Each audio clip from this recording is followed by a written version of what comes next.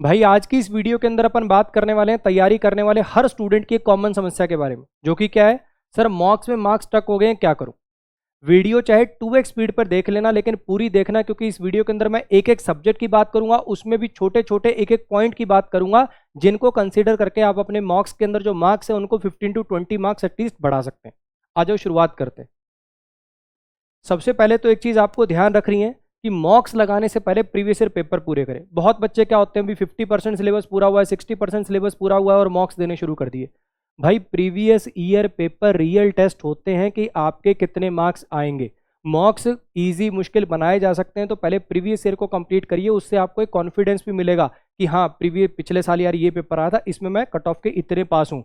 तो पहले previous year paper को कंप्लीट करना है, उसी से आपको पेपर का ओरिजिनल लेवल समझ में आता है। ठीक है जी।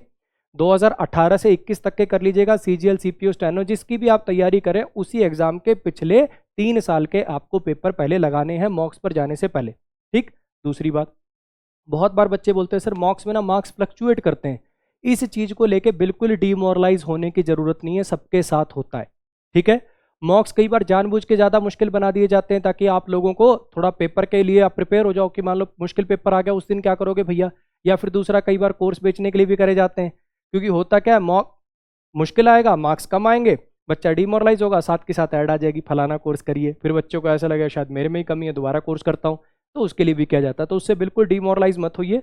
आजकल तो परसेंटाइल का सिस्टम आता ना, जब आप मॉक लगा के लास्ट में एनालिसिस करने जाते हो, मार्क्स वार्क्स देखते हो, वहाँ परसेंटाइल भी तो दिया होता है कि परसेंटाइल ज्यादा ऊपर नीचे फ्लक्चुएट नहीं करनी चाहिए। अगर आपके मार्क्स कम है, परसेंटाइल उतनी, तो कोई दिक्कत नहीं, यानी जो आपके लिए मुश्किल था वो सबके लिए मुश्किल था। तो इस चीज से बिल्कुल डिमोरलाइज मत होइएगा, ये सबके साथ होती है। ठीक। नेक्स्ट बात, अब आते हैं वापसी अपने मुद्दे पे। ये एक्स्ट्रा पॉइंट थे, ये मुझे लगता है कि बच्चों को पहले बता देने चाहिए। अब आते हैं अपने टॉपिक पे कि चाहे आप मॉक्स कह लो, चाहे प्रीवियस ईयर पेपर कह लो, जहां से भी आप प्रैक्टिस करते हो उसमें आपके मार्क्स एक जगह आकर रुक गए हैं। मान लो अगर मैं सीजीएल प्री की बात करूं, 110 पे रुक गए हैं, 2-3 नंबर ऊपर नीचे होते हैं, सर 110 नहीं है, इधर उधर हो रहा, 120, 130, 140 पे आकर मार्क्स रुक गए हैं। अब वैसी इंप्रूवमेंट नजर नहीं आ रही जितनी पहले आ रही थी। क्या रीजन हो सकते हैं उसके? पहला रीजन हो सकता है आपका पेपर पूरा ना होना। मान लो जैसे सीजीएल के अंदर प्री के अंदर मान लो 100 सवाल आते हैं, आप देख ही 80 पा रहे हो, कर ही आप 80 पा रहे हो। मेंस के अंदर जैसे 100 सवाल आते हैं, मैथ्स के इंग्लिश के 200 सवाल आते हैं, पेपर ही आपका पूरा नहीं हो रहा, सबसे बड़ा कारण तो ये है। दूसरा, सेम ही टॉपिक्स में बार बार मार्क्स कटे जा रहे हैं। ठीक। ये वाली दो हैं उनके रीजंस। और पता कैसे चलेंगे कौन सा टॉपिक है जिसमें मार्क्स कट रहे हैं, और पता कैसे चलेगा मेरा पेपर पूरा क्यों नहीं हो रहा, वो पता चलेगा बच्चे आपको एनालिसिस करके। जब तक आप ढंग से एनालिसिस नहीं करोगे तब तक आपको पता नहीं चलेगा। एक सिंपल सी बात मेरी जान लेना, समस्या का समाधान तभी हो सकता है जब समस्या क्लैरिटी से पता हो। डॉक्टर के पास जाते हो, वो अलग अलग टेस्ट लिखता है ना, बीमारी का इलाज करने से पहले वो टेस्ट लिखता है बहुत सारे, क्योंकि जब तक टेस्ट में आपके ओरिजिनल मर्ज का नहीं पता तब तक वो इलाज कैसे कर देगा। और आपको अगर ये भैया जैसे डॉक्टर के पास टेस्ट होते हैं ना, ये एनालिसिस आपका वही टेस्ट है। जब आप मॉक अटेम्प्ट करते हो, प्रीवियस ईयर पेपर देते हो, कहीं से भी आप प्रैक्टिस करते हो, जब तक आप उसका एनालिसिस नहीं करोगे तो आपको पता ही नहीं चलेगा मेरे कौन से टॉपिक वीक है। एक बात बताओ, मॉक देने का या कहीं से भी प्रैक्टिस करने का आपका उद्देश्य क्या था? सिर्फ ये जानना कि मुझे क्या आता है, कि यह भी जानना मुझे क्या नहीं आता है? क्योंकि जब आप पेपर दोगे और लास्ट में आप अपना स्कोर चेक करोगे, उसमें तो यही पता चलेगा ना कि मुझे कितना आता था, वो वाले मेरे ठीक हो गए, जो नहीं आता था वो भी तो जानना है कि कौन से ऐसे टॉपिक्स है जिनमें मेरे बार बार नंबर कट रहे हैं, कौन से ऐसे टॉपिक्स है जिनमें मैं ज़्यादा टाइम ले रहा हूं। तो ये वाली बातें आपको एनालिसिस ही बताएगा। और एनालिसिस करते समय बहुत बार मैं क्या देखता हूँ, बच्चे क्या करते हैं, क्वेश्चन पेपर लगाया, आंसर पे वो सबमिट पे क्लिक किया, वो आ गए आपके मार्क्स से। अच्छा, पहली बात तो कुछ तो एनालिसिस ही नहीं करते बच्चे। जितना इंपॉर्टेंट मॉक्स लगाना है उतना ही इंपॉर्टेंट एनालिसिस करना, या मैं कहूँगा उससे भी ज़्यादा। बिना एनालिसिस किए अगला मॉक लगाना प्योर बेवकूफ़ी है, इस बात को जान लो। दूसरी बात, ज़्यादा क्या करेंगे, मैथ्स का कर लेंगे, मैथ्स के अंदर भी जो क्वेश्चन गलत हुए हैं या जो क्वेश्चन हो नहीं पाए उनको पढ़ लेंगे, बस साइड पर रख देंगे। ये अधूरा एनालिसिस है, इससे आपको रियल पिक्चर नहीं पता चलेगी। ठीक है। सबसे पहले तो ध्यान रखिए, आपको time taken for E subject भी चेक करना है कि मैथ्स में कितना टाइम लगा है, रीजनिंग में कितना टाइम लगा है, जीएस में कितना टाइम लगा है, इंग्लिश में कितना। एक एक इंडिविजुअल सब्जेक्ट का आपको टाइम पता होना चाहिए कि किस क्वेश्चन पे, मतलब किस सब्जेक्ट में मैं कितना टाइम लगा रहा हूँ। ठीक है। बाकी इंडिविजुअल एक एक सब्जेक्ट की बात करूंगा तब और थोड़ी सी क्लैरिटी की बात करेंगे। उससे पहले एक थोड़ा ना सीक्वेंस को भी ध्यान रखना। क्योंकि मैं एक चीज़ छोटी सी आपको बताता हूँ, क्योंकि हर क्वेश्चन का वेटेज सेम है। जीएस का क्वेश्चन अटेम्प्ट करोगे उसके भी उतने मार्क्स मिलेंगे, मैथ्स का क्वेश्चन अटेम्प्ट करोगे उसके भी उतने मार्क्स मिलेंगे। तो आपका चाहे मैथ्स कितना भी स्ट्रांग हो, तुम चाहे आर्यभट्ट हो, तो पहले मैथ्स से शुरुआत नहीं करनी। क्योंकि खुद सोचो, मान लो आपने मैथ्स अटेम्प्ट कर लिया, ज़्यादा भी ज़्यादा बढ़िया होगे तो क्या 25 मिनट में कर दोगे, 22 मिनट में कर दोगे, है ना। करते करते बाकियों में आपने टाइम लगा के लास्ट में आपके लेट से 20 क्वेश्चन छूट गए, ठीक। अब वो 20 क्वेश्चन आप कौन से टॉपिक के छोड़ना चाहते हो? मान लीजिए कि वो जीएस के छूट गए या इंग्लिश के छूट गए। जीएस और इंग्लिश के 20 क्वेश्चन करने में आपको कितना टाइम लगना था? ज़्यादा से ज़्यादा 4-5 मिनट, हाँ कि ना। वो 4-5 मिनट में आप 20 में से, अगर मैं इंग्लिश की बात करूं तो 20/20 ला सकते थे, जीएस की बात करूं तो एटलीस्ट 10-12 नंबर ला सकते थे। और मैथ्स में उस 5 मिनट में कितने क्वेश्चन कर पाते आप? ज़्यादा ज़्यादा 5 कर लोगे, 6 कर लोगे। तो उतने ही टाइम में मैथ्स आपको 6 नंबर देगा, जबकि उतने ही टाइम में इंग्लिश या फिर जीएस आपके बहुत सारे नंबर कटवा सकते हैं। तो ध्यान रखिएगा, इंग्लिश और जीएस को लास्ट में रखना प्योर बेवकूफ़ी है, ठीक। मेरे हिसाब से जो बेस्ट सीक्वेंस पॉसिबल है वो ये कि पहले अपना रीजनिंग अटेम्प्ट करो, क्योंकि जब आप पेपर की शुरुआत करते हो ना, थोड़ा सा माइंड स्लो होता है, वो एटमोसफियर में ढलने में टाइम लेता है। तो पहले रीजनिंग से शुरुआत करेगी कि टाइम ज़्यादा लग रहा है तो कम से कम एक्यूरेसी तो बढ़ेगी। रीजनिंग में जितना टाइम डिवोट करते हो उतनी एक्यूरेसी बढ़ती हुई चली जाती है। फिर इंग्लिश या जीएस में से एक कर लो, लास्ट में मैथ्स करेंगे। इन चीज़ों का थोड़ा सा ध्यान रखना। नेक्स्ट पे आ जाओ, एक एक आप सब्जेक्ट वाइज बात करते हैं। सबसे पहले रीजनिंग के लिए आइडियल टाइम कितना लगना चाहिए? 12 से 14 मिनट, ठीक है। रीजनिंग एक ऐसा सब्जेक्ट है जिसमें आपको प्रैक्टिस का रिजल्ट सबसे पहले दिखेगा। मान लो आप पहले दिन रीजनिंग का सेक्शनल वाला जो टेस्ट होता है वो लगाओगे ना, मान लो कि आप 25 मिनट ले रहे हो, जब आप 50 सेट लगा दोगे ना, 12 से 14 मिनट पे आ जाओगे। तो सबसे पहले तो आपने जब एनालिसिस किया तो आपने रीजनिंग का टाइम देखा, 14 मिनट 15 मिनट से ज़्यादा आपको नहीं लगने चाहिए। टाइम को घटाने का क्या तरीका? प्रैक्टिस मारो। रीजनिंग में जितना जल्दी आपको टाइम घटता हुआ नजर आएगा और किसी सब्जेक्ट में नजर नहीं आएगा। तो सबसे पहले अगर आपके रीजनिंग में टाइम बहुत ज़्यादा लग रहा है जिसकी वजह से आपका पेपर पूरा नहीं हो रहा, तो रीजनिंग के 50 सेट लगा दो, सेक्शनल सीधे के सीधे। प्रैक्टिस का गेम है इसमें सारा, टाइमिंग बहुत ड्रास्टिकली इंप्रूव हो जाती है।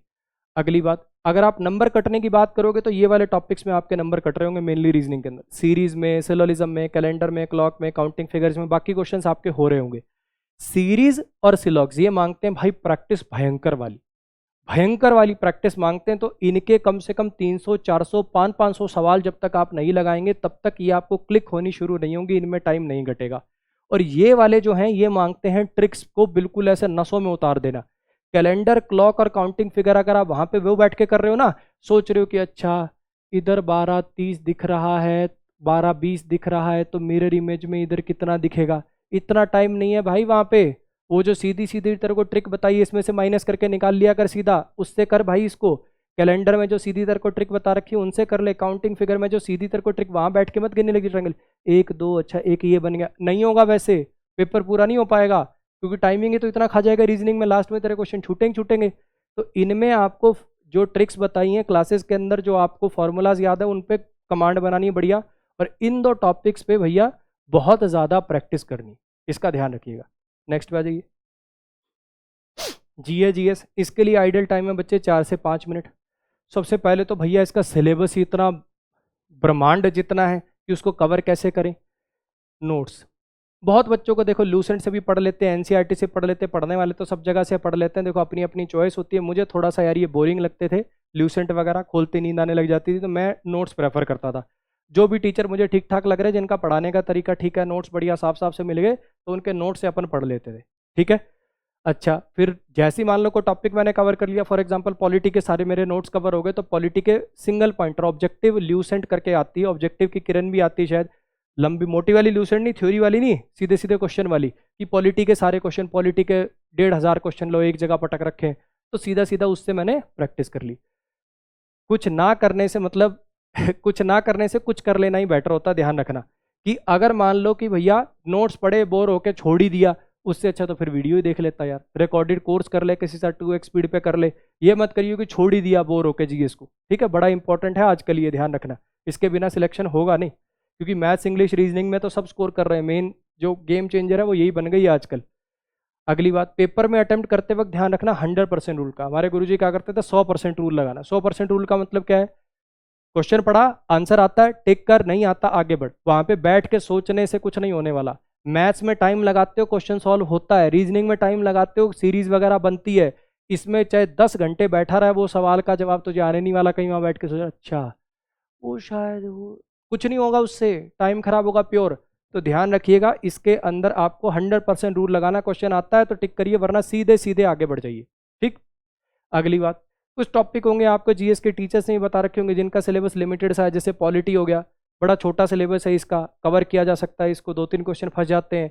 मॉडर्न हिस्ट्री हो गया, जो जो टॉपिक आपको जो क्लासेस के अंदर टीचर्स ने बताया कि ज़्यादा इंपॉर्टेंट है उनको पहले कवर करने की कोशिश करिए, क्योंकि ज्योग्राफी जैसे है बहुत सिलेबस बहुत अंबार है, ज्योग्राफी में क्वेश्चन ज़्यादा ज़्यादा कहाँ से आ रहे हैं, ड्रेनेज सिस्टम से आ रहे हैं, इससे आ रहे हैं, तो उस वाले पे ज़्यादा पकड़ बना ली।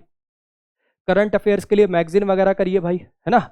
और डिटेल थ्योरी रीजनिंग और ये सब कैसे करना है, इंग्लिश कैसे करनी है, वो डिटेल स्ट्रेटजी की एक और वीडियो आपने इसी चैनल पे, आप यूट्यूब पे भी लिखेंगे strategy for beginners Aman Vashishtha, 31 minute की एक वीडियो आ जाएगी, उसको देख लेना भाई, उसमें सब डिटेल में बता रखा है, जैसे उसके जैसी स्ट्रेटजी आपने गारंटी से बता रहा हूँ पूरे यूट्यूब पर कहीं नहीं मिलेगी आपको, इवन किसी के पेड कोर्स में भी नहीं मिलेगी। उस एक वीडियो को देखना, जिंदगी में दोबारा स्ट्रेटजी की वीडियो आपको देखनी नहीं पड़ेगी, ये वादा मेरा। करंट अफेयर्स में ध्यान रखना, मैगजीन से तो करना ही है, अवार्ड्स पे, इवेंट्स पे, अपॉइंटमेंट्स पे, कोई नई स्कीम लॉन्च हुई है, इन टाइप के क्वेश्चन ज़्यादा आते हैं, तो इन पे ज़्यादा फोकस रखना है, इनको बार बार लिख लिख के आप मार्क करके हाईलाइट करके लिख लिख के देख सकते हो, ताकि अपने नंबर ऑफ क्वेश्चन ज़्यादा फंस पाए, नंबर ऑफ क्वेश्चन ज़्यादा फंसेंगे वहीं से अपने मार्क्स बढ़ेंगे। ठीक, नेक्स्ट पाइए, अगला है जी मैथ्स। मैथ्स का आइडियल टाइम 25 से 30 मिनट, है ना।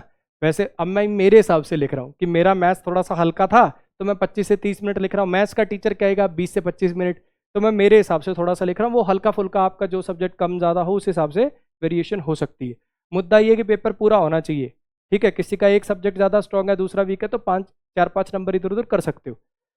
सबसे पहली बात, एनालिसिस बड़ा इंपॉर्टेंट है इसका। मैथ्स का वो एनालिसिस तो सब करते हैं, जो क्वेश्चन नहीं हुए, जो क्वेश्चन गलत हो गए उसको देखना, इसमें बड़ा जरूरी है जो क्वेश्चन करेक्ट भी हैं उनको भी देखना। आप आजकल तो हर क्वेश्चन का वो आता ना साइड पे, हर क्वेश्चन के बारे में बताया जाता है कि भैया ये वाला जो क्वेश्चन है इसमें एवरेज टाइम कितना लिया लोगों ने और आपने कितना लिया। एवरेज टाइम से अगर आपका बहुत ज़्यादा टाइम इधर उधर हो रहा है किसी क्वेश्चन के अंदर, तो इसका मतलब आपने उसको लेंदी अप्रोच से किया है, उसको करने का कोई और बेटर तरीका भी हो सकता था। तो ऐसी चीज़ों पर ध्यान रखना है कि जो क्वेश्चन करेक्ट भी है लेकिन जिनमें आप टाइम ज़्यादा ले रहे हो उनका ध्यान रखना है कि ऐसे क्वेश्चन जिनमें टाइम ज़्यादा लगा रहे हो उनको भी अलग से पकड़ना है। सिर्फ ये नहीं कि जो क्वेश्चन गलत हुए या छूट गए सिर्फ उन्हीं को देख रहे हैं। नेक्स्ट बात, होता क्या है मेनली आपका पेपर पूरा ना होने का या क्वेश्चन गलत होने का मैथ्स के अंदर एक रीज़न होता है कि आपकी सारी टाइप्स कवर्ड नहीं है। For example profit and loss पे मान लो 20 से 25 प्रकार के टाइप आते हैं, आपको क्लास में 15 ही पढ़ाए गए, बाकी आपने भी कोई ज़्यादा जद्दोजहद नहीं करी, प्रीवियस ईयर प्रैक्टिस करते वक्त आपने भी ध्यान नहीं दिया या अच्छे से उसको जो कोई नई चीज़ मिलती है उसको नोट नहीं किया, तो आपको 10-15 टाइप्स का ज्ञान है, पेपर में कोई अलग टाइप आ गई, आप पुराने के दम पे ही उसको सॉल्व करने की कोशिश करोगे जो कि आपसे हो नहीं रहा, टाइम भी खराब हो गया और आंसर भी गलत हो गया या फिर वो हो नहीं पाया। टाइम लगा के भी ये क्वेश्चन ना हो पाए वो तो भैया 2 क्वेश्चन खराब करने के बराबर हो गया। तो ध्यान रखना सारी की सारी टाइप्स कवर करने की कोशिश करो। एक बात मैं स्टार मार्क करके यहाँ पे बोलना चाहूँगा, इससे मेरा मतलब ये नहीं डिफिकल्ट क्वेश्चंस के पीछे भागो, क्वेश्चंस वही प्रीवियस ईयर वाले जितने टाइप के आ रहे हैं उतनों को ही 2 बार 3 बार, कोई भी एक किताब पकड़ लो, किरण पकड़ लो, 9300 जो आती है उसको पकड़ लो, उसको 2-3 बार निपटाने की कोशिश करो, बार बार नए क्वेश्चन उसके पीछे मत भागो वरना पेपर पूरा नहीं होगा। ये गलतियां मैं अपनी तैयारी के टाइम पे कर चुका हूँ इसलिए बता रहा हूँ। डिफिकल्ट क्वेश्चन के पीछे कतई मत भागिए, भागिए बार बार रिवाइज करके ताकि पेपर में आपको सोचना ना पड़े। अगर पेपर के 50% क्वेश्चन आपको सीधे सीधे क्लिक नहीं होते ना, अच्छा इसमें तो ये होगा, अच्छा इसको तो ऐसे करना है, तो आपका तैयारी इसका मतलब बिल्कुल जीरो है, कोई मतलब नहीं है ऐसी तैयारी का। पेपर में क्वेश्चन पढ़ते ही पता लग जाना चाहिए, अच्छा ये बहुत रेयर ऐसे 10 से 25% ही क्वेश्चन ऐसे होने चाहिए जो वहां बैठ के सोचोगे अच्छा इसको ऐसे कर लेता हूँ, अच्छा इसमें वो और लगा लेता हूँ, नहीं तो सीधा टक टक टक चलना चाहिए। पता होना चाहिए, कैलकुलेशन ही बाकी है लेकिन पता है मुझे ये ऐसे होगा। वो कब हो पाएगा? जब उस टाइप के n नंबर ऑफ क्वेश्चंस की आपने प्रैक्टिस कर रखी होगी, उस टाइप की सारी टाइप अपने कवर कर रखी होगी। Next, learn direct methods and फॉर्मूले। बहुत सारे क्वेश्चंस होते हैं जो सीधे सीधे होते हैं, ट्रिग्नोमेट्रिक क्वेश्चन है, एंगल पुट करके, 0-1 पुट करके, अलजेब्रा के क्वेश्चन वो जैसे 0-1 वैल्यूज पुट करके, है ना, x+1/x की ये है तो x+1/x का क्यूब कितना हो गया, 5 कितना हो गया। तो ऐसे वाले जो क्वेश्चंस हैं उनको डायरेक्ट सीधा करने की कोशिश करिए। 5 का SP 7 के CP के बराबर है तो प्रॉफिट एंड लॉस ज्ञात करो। तो ऐसे वाले जो क्वेश्चन है उनको डायरेक्ट फॉर्मूला से, डायरेक्ट मेथड जो आपको क्लासेस में बताए जाते हैं उनसे करिए। एक्स मान के पूरा 100 मान के लंबे इतने पचड़े के अंदर जाओगे तो पेपर पूरा नहीं होगा।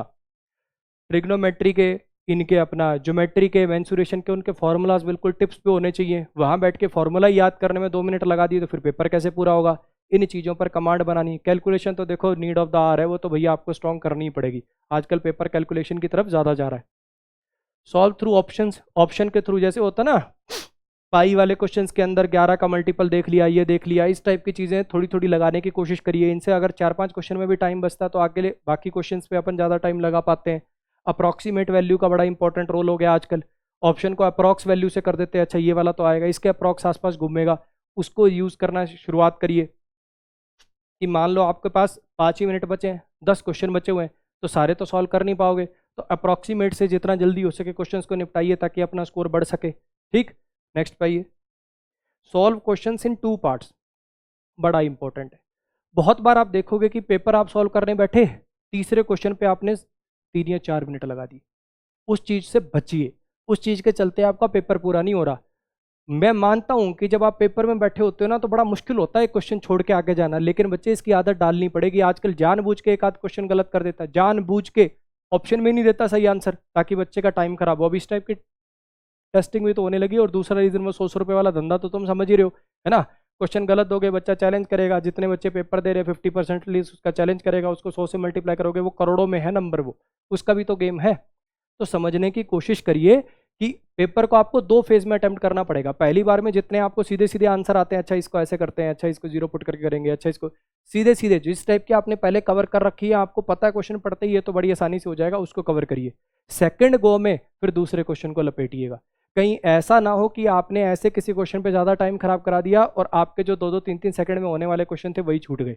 तो इसकी आदत डालिए, अभी से आदत डालेंगे तभी आप पेपर में उस चीज़ के लिए कंफर्टेबल हो पाएंगे। आप नॉर्मली ऐसे करते हैं कि जब तक सॉल्व नहीं होगा अगले क्वेश्चन पे चलूंगा ही नहीं, और सोचो पेपर में ही एकदम चेंज कर लोगे अपने आप को, तो वो चीज़ संभव नहीं है। नेक्स्ट पे आ जाइए। लास्ट आ गया जी अपना इंग्लिश।